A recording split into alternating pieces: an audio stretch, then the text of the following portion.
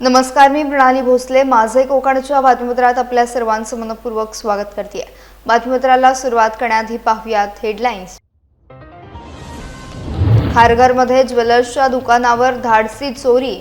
1,64,00,000चा ऐवज लंपास. शटर उचकटून चोरट्यांचा दागिन्यांवर डल्ला.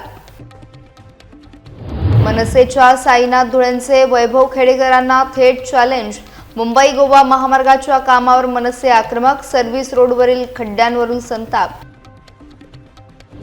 राजापुरात महावितरणचा भोंगळ कारभार. तुटलेली वीज वाहिनी धोकादायक अवस्थेत.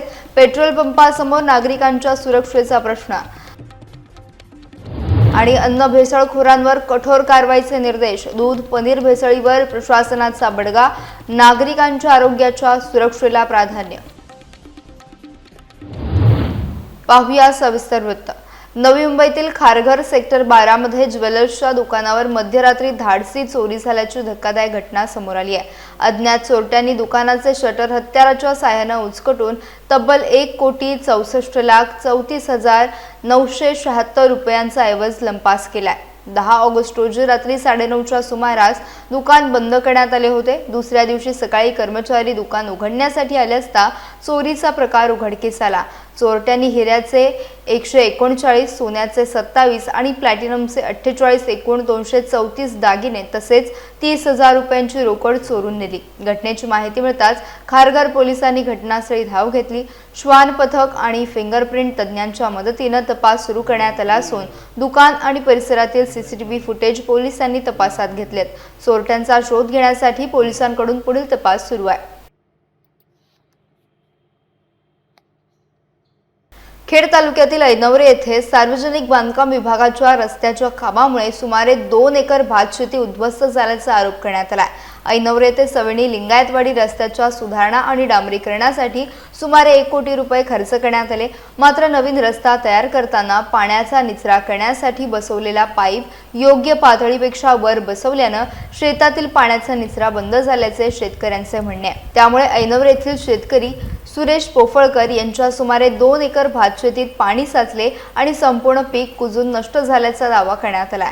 या प्रकरणी त्यांनी सार्वजनिक बांधकाम उपविभाग खेडच्या कार्यकारी अभियंत्यांकडे लेखी तक्रार दाखल केली आहे.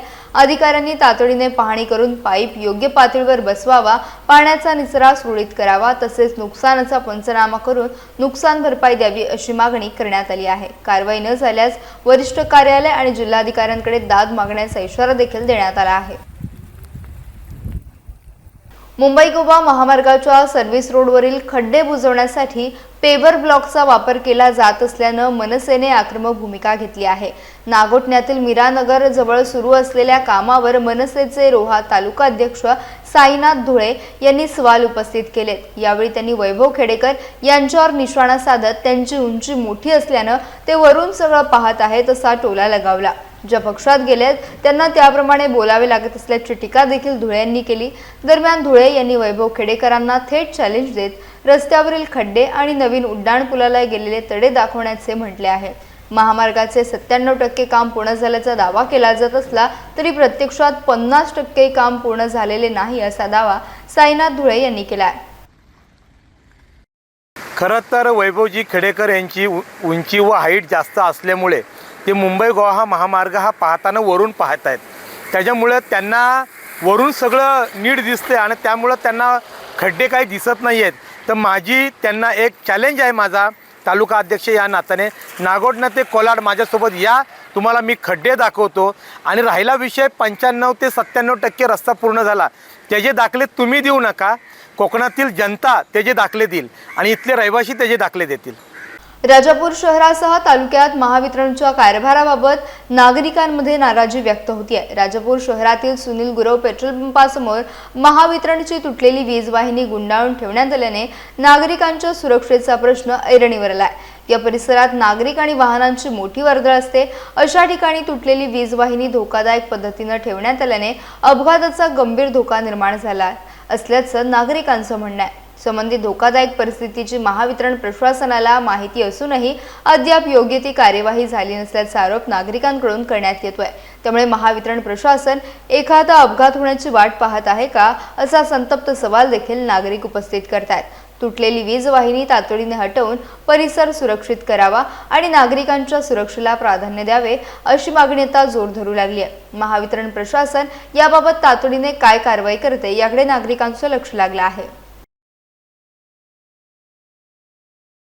दूध, पनीर आणि इतर अन्नपदार्थांमध्ये भेसळ करून नागरिकांच्या आरोग्याशी खेळणाऱ्यांविरोधात कठोर कारवाई करण्याचे निर्देश उपमुख्यमंत्री एकनाथ शिंदे यांनी दिले।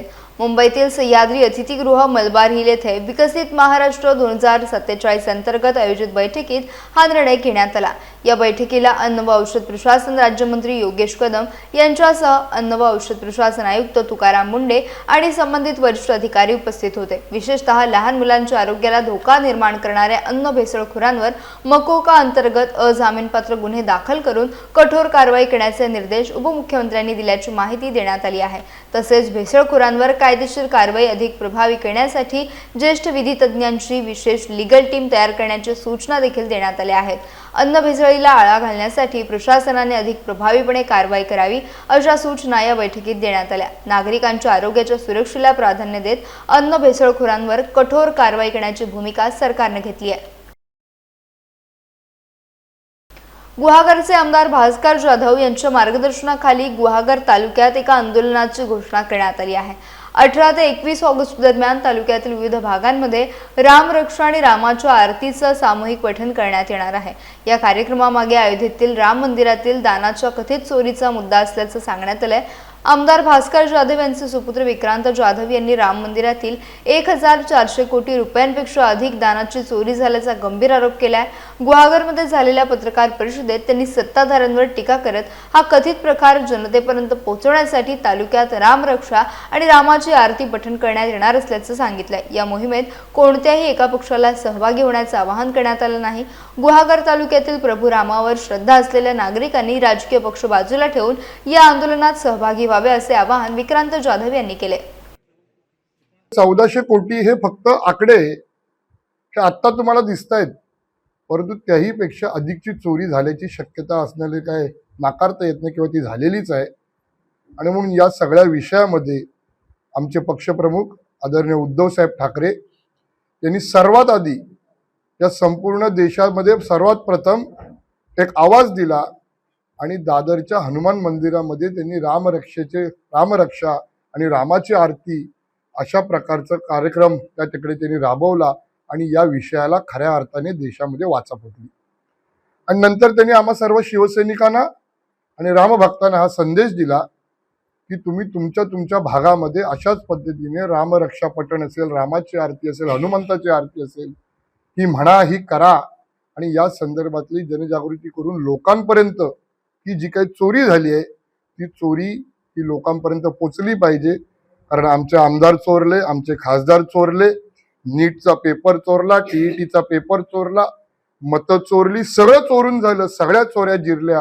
परंतु आज जर का ही राम मंदिराच्या देणगीमधली झालेली चोरी ही जर चोरी जिरली तर मात्र सत्ताधाऱ्यांची हिम्मत अधिक बळावेल, वाढेल। आणि म्हणून या सगळ्याला रोख लावण्यासाठी म्हणून आदरणीय उद्धव साहेबांनी आम्हाला आदेशित केलेलं आहे। आणि त्याचप्रमाणे आपल्याला सर्वांना माहिती आहे आमदार भास्करराव जाधव साहेब शिवसेना नेते हे गेली 43 वर्ष या राजकारणामध्ये, समाजकारणामध्ये ते वावरत आहेत। आणि म्हणजे ज्या वेळेस हा राम मंदिराचा प्रश्न हा देशामध्ये गाजत होता किंवा देशामध्ये याचा उद्रेक झाला की हे मंदिर आता झालं पाहिजे, आणि त्यावेळेस आमदार भास्करराव जाधव साहेबांसारखे असंख्य तरुण, त्या तरुणांनी या आंदोलनामध्ये, या सगळ्या लढ्यामध्ये उडी घेतली आणि त्याच्यामुळे आज हे खऱ्या अर्थाने आपल्याला मंदिर झालेलं दिसतं। आणि म्हणून त्यांना देखील मनाला हे कुठेतरी चटका लावून गेले की अरे आपण सर्वांनी माझ्या सहित, म्हणजे त्यांच्या आमदार भास्कर जाधव साहेबांच्या सहित असंख्य तरुणांनी त्यावेळेस या लढ्यामध्ये भाग घेतला, सहभाग घेतला, हा कुठेतरी वाया जातो की काय। आणि म्हणून त्यांचं देखील मन अस्वस्थ होतं। म्हणून ते ज्यावेळेस विधानसभेच्या अधिवेशनातून परतले, दुसऱ्याच दिवशी आम्हाला सर्वांना त्यांनी बोलवलं आणि सांगितलं की आपल्याला अशा पद्धतीने भागाभागात जाऊन या गोष्टीबद्दल लोकांना सांगावं लागेल, रामाची, प्रभू रामचंद्रांची आरती करावी लागेल। आणि म्हणून आम्ही चिपळूणमधनं ह्याची सुरुवात केली रामपूरमध्ये केली, आम्ही खरवतेमध्ये अशाच प्रकारचा कार्यक्रम पार पाडला आणि आम्ही आता 18 तारखेपासनं म्हणजे 18 ऑगस्टपासनं आम्ही गुहागरमध्ये विविध ठिकाणी अशाच प्रकारे आम्ही राम मंदिरामध्ये असेल किंवा हनुमान मंदिरामध्ये असेल किंवा अन्य कोणत्या मंदिरामध्ये असेल, आम्ही लोक सर्वजण प्रमुख पदाधिकारी भागातले आमची सर्व शिवसैनिक असतील आणि त्याचबरोबर रामभक्त जे कोणी स्वतःला म्हणतात त्या सर्वांनी किंवा जे स्वतः रामभक्त आहेत अशा सर्वांनी याच्यामध्ये सहभाग घ्यावा। ऐनवरे गावाचे सुपुत्र सचिन गोविंद जाधव यांची कन्या क्रिशा सचिन जाधव हिने ॲथलेटिक चॅम्पियन्स 2026 स्पर्धेत उल्लेखनीय कामगिरी केली आहे। क्रिशाने 400 मीटर आणि 600 मीटर धावण्याच्या स्पर्धेत सुवर्णपदक पटकावत आपल्या कुटुंबासह ऐनवरे गावाचे आणि संपूर्ण समाजाचे नाव अभिमानाने उंचावले आहे। तिच्या या शानदार कामगिरीची दखल घेत राष्ट्रीय स्तरावरील स्पर्धेसाठी तिची निवड झाली आहे। पुढील स्पर्धा पंजाबमधील पटियाला येथे होणार आहे। क्रिशाच्या मेहनतीला आणि जिद्दीला सलाम करत तिच्या यशाबद्दल सर्व स्तरातून अभिनंदन होत आहे। राष्ट्रीय स्तरावरही क्रिशाने अशीच उत्तुंग कामगिरी करत आपल्या गावाचे नाव उज्ज्वल करावे यासाठी तिला पुढील वाटचालीसाठी शुभेच्छा देण्यात येत आहेत। लांजा येथील न्यू इंग्लिश स्कूल आणि तुकाराम पुंडलिक शेट्टे कनिष्ठ महाविद्यालयाने रक्षाबंधनानिमित्त 28 वर्षांची परंपरा यंदाही कायम ठेवली आहे। सीमेवर देशाचे रक्षण करणाऱ्या जवानांसाठी विद्यार्थिनींच्या वतीने तब्बल 2500 राख्या पाठवण्यात आल्या। तसेच 250 विद्यार्थिनींनी जवानांना पत्र लिहून रक्षाबंधनाच्या शुभेच्छा दिल्या। एक राखी सैनिकांसाठी या उपक्रमांतर्गत लांजा हायस्कूलमध्ये माजी सैनिक आणि पोलीस अधिकाऱ्यांचा विशेष सन्मान करण्यात आला। यावेळी लांजातील ज्येष्ठ माजी सैनिक गजानन साळवी, माजी सैनिक मिलिंद पाटील आणि महिला पोलीस साक्षी भुजबळराव यांचा यथोचित सन्मान करण्यात आला। विद्यार्थिनींनी माजी सैनिकांचे औक्षण करून त्यांना राखी बांधत रक्षाबंधन साजरे केले। देशाच्या सीमेवर कर्तव्य बजावणाऱ्या जवानांप्रती कृतज्ञता व्यक्त करणारा हा उपक्रम गेल्या 28 वर्षांपासून सुरू आहे। कार्यक्रमाला मुख्याध्यापक मंगेश बघाटे, पर्यवेक्षक रवींद्र वासुरकर, सहाय्यक पर्यवेक्षिका प्रमिला पाटील यांच्यासह शिक्षक उपस्थित होते। तुमच्या मनात जर एक शंका असेल की आर्मीत जायचं फक्त मुलांनी, तर हे 101% खोटं आहे। या शाळेतून ज्यावेळी विद्यार्थिनी डिफेन्समध्ये सिलेक्ट होतील, आमचे शिक्षक तुम्हाला मार्गदर्शन करतील। वेळ लागली, वेळ पडली, आम्हाला सांगतील, आम्ही येऊ, काही हरकत नाही। जोपर्यंत आमच्या शरीरामध्ये प्राण आहे तोपर्यंत आम्ही विचारल्याच्या नंतर नक्कीच तुम्हाला हेल्प करू। मला सांगायचं आहे, यापुढे तुम्ही अशी तयारी करा की जेणेकरून इकडे तिकडे भटकण्यापेक्षा डिफेन्सची तयारी करा। 8वी 9वी पासूनच होते, आर्मी स्कूल 8वी पासून सुरू होतात। तुमचे पुढचे ते आता 9वी पासून सुरुवात करा आणि शाळेपासून तयारी करा आणि डिफेन्स मध्ये जा। तुमच्यासाठी पंख लावलेले, फक्त ते उघडायचे आणि भरारी घ्यायची, एवढंच काम तुमचं आहे। रोहा पंचक्रोशीतील महिला लाभार्थ्यांमध्ये कौशल्य विकास आणि महिला उद्योजकतेबाबत जनजागृती करण्याच्या उद्देशाने महिला उद्योजकता मार्गदर्शन आणि प्रमाणपत्र वितरण कार्यक्रमाचे आयोजन करण्यात आले। एक्सेल इंडस्ट्रीज लिमिटेडच्या Shri Vivekanand research and training institute Roha, Janshikshan Sansthan Raigad, panchayat समिती रोहा आणि महिला आर्थिक विकास महामंडळ यांच्या संयुक्त प्रयत्नातून VRTI सभागृहात रोहा येथे हा कार्यक्रम पार पडला। यावेळी जनशिक्षण संस्थान रायगडचे संचालक डॉक्टर विजय कोकणे यांनी महिला सक्षमीकरणामध्ये कौशल्य विकासाचे महत्त्व सांगत कौशल्य विकासातून सकारात्मक मानसिकता वृद्धिंगत होत असल्याचे मत व्यक्त केले। तसेच VRTIचे प्रमुख अधिकारी प्रसाद दगडे यांनी डिजिटल प्रोग्राम आणि यंत्रणेच्या माध्यमातून उद्योजकता विकासाबाबत माहिती दिली। यावेळी कृषी विस्तार अधिकारी राखी खोपकर, कॅनरा बँकेचे प्रबंधक आशिष रामटेके, महिला आर्थिक विकास महामंडळाच्या सहाय्यक अधिकारी वंदना कवटे यांच्यासह विविध मान्यवर उपस्थित होते। उपस्थित मान्यवरांनी महिलांना विविध उद्योजकता विकास योजना आणि कार्यपद्धतींबाबत मार्गदर्शन केले। कार्यक्रमातून महिलांना कौशल्य विकासासोबत उद्योजकतेच्या दिशेने पुढे जाण्यासाठी प्रेरणा मिळाली।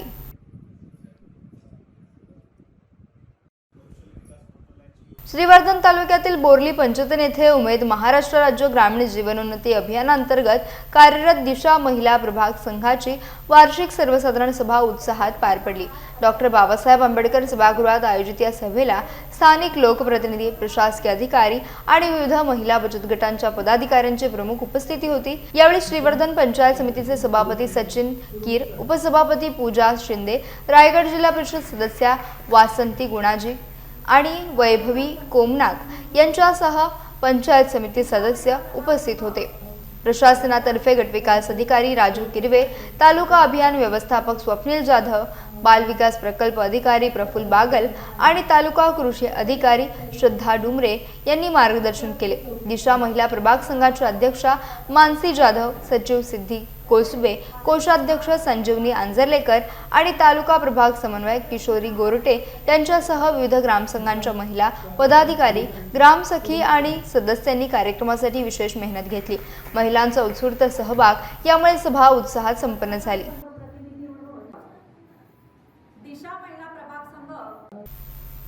प्रख्यात शिक्षणतज्ञ आणि समाजसेवक डॉक्टर डी.वाय. पाटील यांच्या निधनानंतर त्यांना आदरांजली वाहण्यासाठी नवी मुंबईतील नेरूळ येथे शोकसभेचे आयोजन करण्यात आले।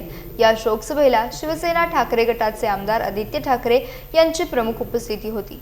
Doctor DY. पाटील यांनी शिक्षण, आरोग्य आणि क्रीडा तसेच सामाजिक क्षेत्रात उल्लेखनीय योगदान दिले। त्यांच्या कार्याची आठवण यावेळी विविध क्षेत्रातील मान्यवरांनी करून दिली। राजकीय, सामाजिक, शैक्षणिक तसेच विविध क्षेत्रातील मान्यवरांनी शोकसभेला उपस्थित राहत डॉक्टर पाटील यांना श्रद्धांजली अर्पण केली। उपस्थितांनी त्यांच्या कार्याचे स्मरण करत कुटुंबियांप्रती संवेदना व्यक्त केल्या। यावेळी आदित्य ठाकरे यांनीही आपल्या भावना व्यक्त केल्या। दरम्यान भाजप आमदार राम कदम यांनी डॉक्टर डी.वाय. पाटील यांच्या निधनाबद्दल शोक व्यक्त करत श्रद्धांजली वाहिली। त्यांच्या निधनाने शिक्षण आणि सामाजिक क्षेत्राची मोठी हानी झाल्याची भावना यावेळी व्यक्त करण्यात आली। स्वर्गीय डी.वाय. पाटील साहेब यांच्या आत्म्याला सद्गती आणि मोक्ष लाभावा अशी माझी मनोमन प्रार्थना। मला माझा असा एकही वाढदिवस आठवत नाही की ज्या वाढदिवसाला माझा फोन खणखणला आणि डी.वाय. पाटील साहेबांचा आशीर्वाद फोन आला नाही, असं कधीच झालं नाही। मागचे 2-3 वर्ष त्यांची प्रकृती अस्वस्थ होती। ते 2-3 वर्ष वगळता अक्षरशः न चुकता वाढदिवसाला ते शुभेच्छा द्यायचे। फार मोठ्या प्रमाणात त्यांचं गोरगरिबांचे ऑपरेशन करण्याच्या बाबतीत मोठं चॅरिटीचं काम होतं।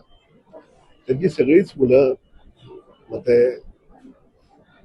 माननीय पूर्व गृहमंत्री बंटी पाटील साहेब असतील, अजिंक्य आहेत, विजय आहेत, सगळीच त्यांची मुलं माझे चांगले मित्र आहेत। आणि त्यांनी हा जो डी.वाय. पाटील नावाचा जो काही युनिव्हर्सिटीचा वृक्ष त्यांनी लावलाय, लाखो डॉक्टर्स त्यांनी निर्माण केले, कोट्यावधी लोकांवर मोफत शस्त्रक्रिया करण्याचा त्यांनी प्रामाणिक प्रयत्न केला आणि आयुष्यामध्ये सर्व काही प्राप्त करत असताना गोरगरिबांना डी.वाय. पाटील साहेब कधी विसरले नाहीत, हे त्यांचं विशेष। मी पुन्हा एकदा त्यांच्या आत्म्याला सद्गती आणि शांती लाभो यासाठी मनोमन प्रार्थना।